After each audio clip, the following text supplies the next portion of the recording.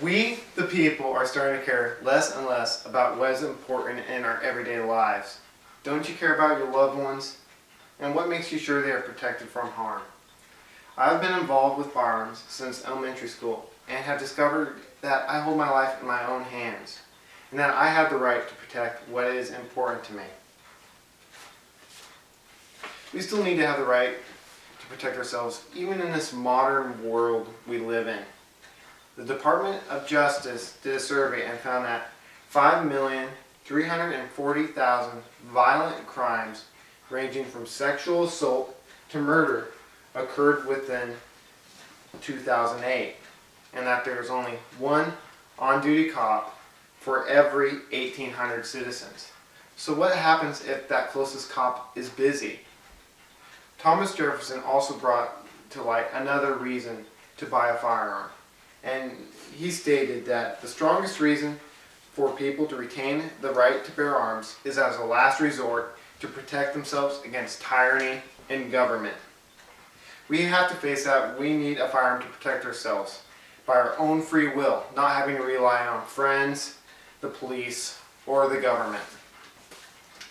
There is a saying among the firearms community that God created man, but guns made them equal.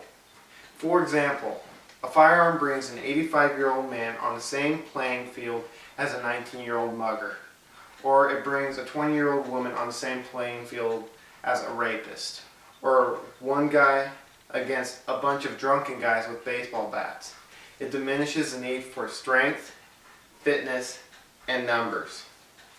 You've probably heard at one time or another people trying to take away that right for you to protect yourself, saying it's gun control. Well, I'm going to say right now that gun control doesn't work, and it hasn't ever worked. In 1911, Turkey established gun control, and 1.5 million unarmed Armenians were rounded up and executed. Between 1939 and 1957, the USSR executed over 20 million people who opposed the government rule. And one that you're more familiar with would be in 1919, Germany established the regulations of weapons ownership that made all civilians turn in firearms and ammunition. This helped Hitler later on in the execution of 13 million Jews and Gypsies, which you most commonly know as the Holocaust. Over time, 56 million people have been executed because they were unarmed and couldn't fight against the government. And you probably don't know that gun control was once established on this continent.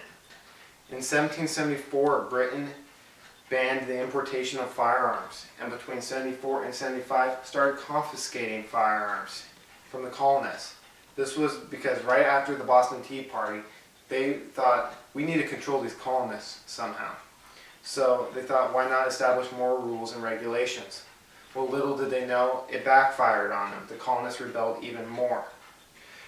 This was one of the contributing factors that led to the revolution in 1776. Our forefathers, the ones that wrote the Constitution, the Bill of Rights, the Declaration of Independence, they remembered what they were fighting for then and made sure that it was protected later on in the future. Therefore, the Second Amendment in the Bill of Rights states, a well-regulated militia being necessary to the security of a free state, the right of the people to keep and bear arms shall not be infringed. This is saying that the less you rely on society to do things for you, the less things you disapprove of will happen to you. They're given the right for you to protect yourself from anything. A Harvard law study found that where firearms are dense, violent crime rates are low, and where firearms are least dense, violent crime rates are high. And done in a survey in 2000 by the Journal of Quantitative Criminology, U.S. citizens defend themselves regularly from crime 989,883 times a year on average. Carrying ought to be second nature, just like clicking in a seatbelt on a car, because you know at one point or another it's going to protect you. It's just increasing your awareness. You gotta remember, if someone's breaking into your house and you call 911, it's going to take a while for the police to get there. Therefore, you need an instant solution to the problem, and that, my friend, is a firearm. We can show the world, if you buy a firearm, that we are in control of our own lives, government, and future, not the other way around. We will be able to uphold the law better when the police aren't around, whether it's making a civilian arrest or being a living witness, allowing us to put the real criminals in jail. Our life, our loved ones, are the most important thing in the world, and it wouldn't be wise to go into town with some sort of protection. Be in control, buy a firearm, use your right to protect yourself. Let's join together to become one to fight the continuous wave of unlawful ones. And if someone ever asks you to support a law that takes away the right for you to protect yourself, say laws are for law-abiding citizens. And when was the last time you saw a law-abiding criminal?